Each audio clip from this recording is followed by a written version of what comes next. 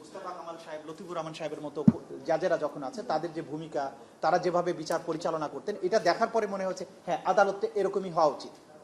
কিন্তু সময়ের ব্যবধানে একটা সময় এসে আমরা এমন একটা সময় পেলাম যখন জাস্টিস শামসুদ্দিন চৌধুরী, মানিক, এস কে সিনহার মতো জাজেরা কোর্টে বসলো।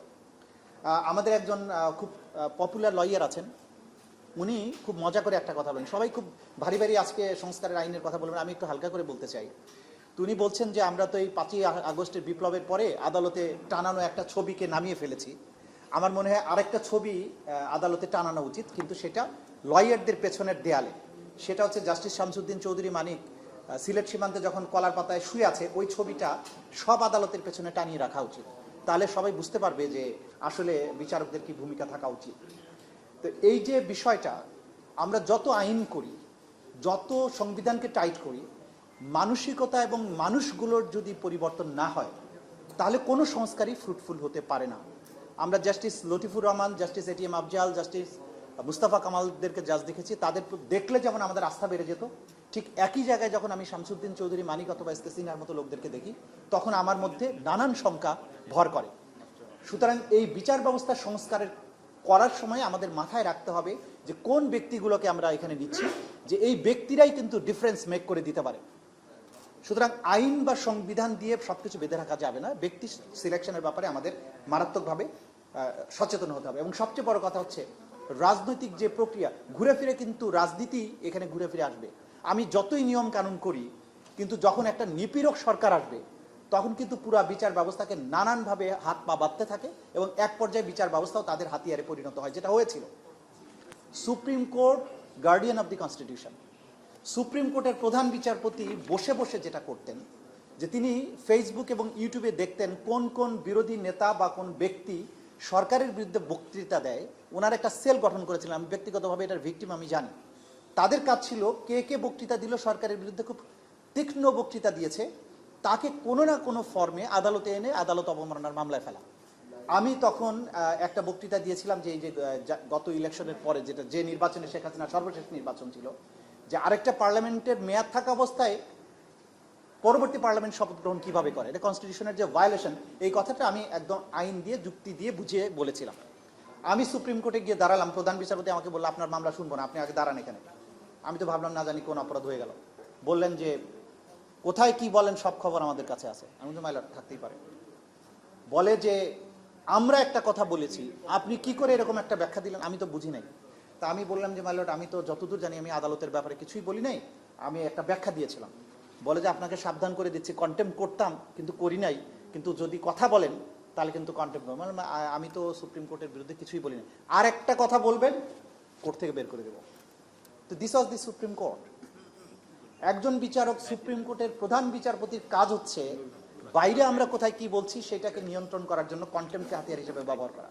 অন্যদিকে কত হাজার কন্টেম্প পিটিশন পেন্ডিং আছে আমি পরিসংখ্যান নাই, কিন্তু এই গত 10 বছরে যত কন্টেম্প পিটিশন হয়েছে, কোনো একটা কন্টেম্প পিটিশনের কোনো শুনানি করা যায় না। কোনো কোর্ট বলে যে আমরা আদালত অবমাননা, সরকারের কোনো এজেন্সি আদালতের আদেশ ভায়োলেশন করেছে, এটা আমরা শুনতে পারবো না। কারণ সংশ্লিষ্ট বিচারকদের উপরে চাপ সৃষ্টি করা হতো যে প্রশাসন যা করে করবে, কোনো কন্টেম্পটের শুনানি যদি করেন তার বেঞ্চ থাকবে না। এবং যারা এরকম শুনানির চেষ্টা করেছেন তাদের বেঞ্চ ভেঙে গেছে। সুপ্রিম কোর্ট রায় দিয়েছে যে তাকে বেতন দেওয়া হোক, তারপরে 5 বছর গেছে, কন্টেম্পট হয়েছে, কন্টেম্পট পেন্ডিং, একটা মানুষকে বেতন দেওয়া হয়নি। এই যে সরকারি কর্মচারীদের আদালতকে না মানার প্রবণতা, এইটা যে তৈরি করা হয়েছিল রাজনৈতিক সংস্কৃতির কারণে, এইটা পরিবর্তন না করে সারাক্ষণ বিচারকদের দোষ দিলে লাভ কি? এই যে প্রশাসন যন্ত্র, তারা ডেলিবারেটলি সরকারের সুপ্রিম কোর্টের আদেশগুলো অমান্য করতো, এই জায়গাতেও সংস্কার আনতে হবে। অনেকেই বলেছেন সুপ্রিম কোর্টে এই মুহূর্তে যে বিদ্যমান মামলাগুলো পেন্ডিং আছে তার 80% হচ্ছে অন্তর্বর্তীকালীন আদেশের বিরুদ্ধে, হাইকোর্টের জামিনের আদেশের বিরুদ্ধে অথবা স্টে দিয়েছে সেটার বিরুদ্ধে। এবং লিস্টগুলো ফলো করে দেখবেন যে বছরের পর বছর এই অন্তর্বর্তীকালীন আদেশগুলো পেন্ডিং থাকছে।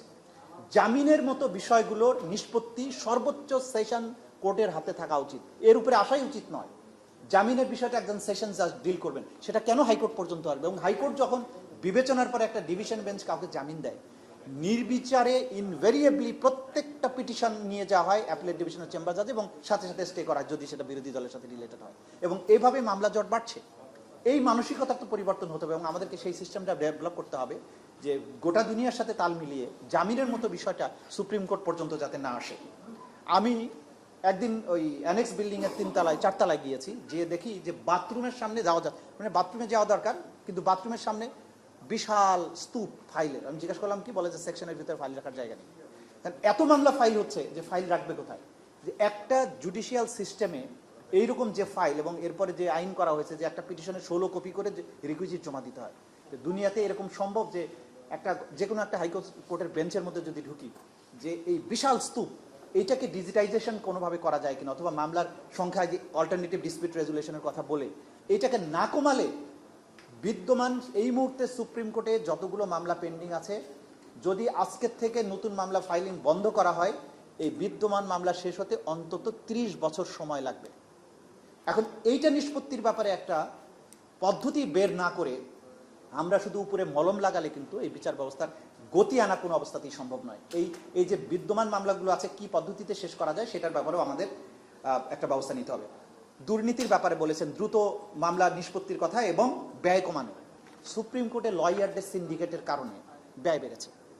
যে মামলা একজন সাধারণ আইনজীবীকে 20,000 টাকা ফিস দিলে করা সম্ভব, দেখা গেল কোর্টগুলো পলিটিক্যালি বায়াস হওয়ার কারণে সেই মামলা ওই আইনজীবী দাঁড়ালে জামিন হবে না বা পজিটিভ রেজাল্ট সে পাবে না।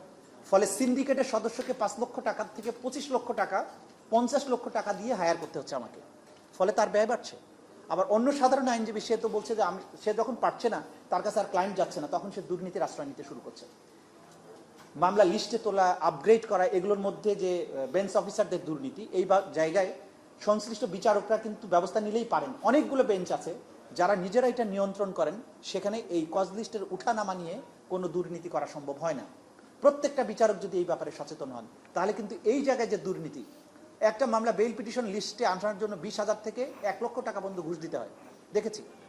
আবার অনেক বিচারক সম্পর্কে জানি জাজমেন্ট হয়ে গেছে, জাজমেন্টটা নামানোর জন্য 3 বছর পর্যন্ত জাজমেন্ট নামানো সম্ভব হয়নি, কারণ ওই বেঞ্চের সংশ্লিষ্ট বেঞ্চ অফিসার এবং পিয়নকে সে 3 লক্ষ টাকা ঘুষ চেয়েছে, এটা দেয়া হয়নি বলে, এবং এটা প্রধান বিচার পর্যন্ত বিচার গিয়েছে। এই যে প্রক্রিয়াগুলো আপনি বিচ্ছিন্নভাবে এগুলো বিশ্লেষণ করলে ভুল হবে।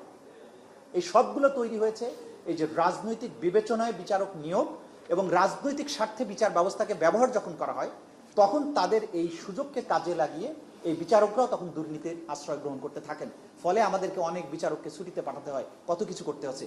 এই সমস্ত যদি বন্ধ করতে হয়, তাহলে আমাদের পরিপূর্ণ সংস্কারের কথা, যেটা মাননীয় আইন উপদেষ্টা ইতিমধ্যে বলেছেন যে তারা বিধিমালা প্রণয়ন করেছেন, আইন করে ফেলেছেন, যেটা আলোচনার পরে ফাইনালাইজ তারা করবেন। আশা করি সেটার মধ্য দিয়ে এই পুরো প্রক্রিয়ার একটা সমাধান হবে। আরেকটা জিনিসও মনে রাখতে হবে যে এস আলমের দুর্নীতির মতো দুর্নীতির তদন্ত সুপ্রিম কোর্ট বন্ধ করে দিয়েছে।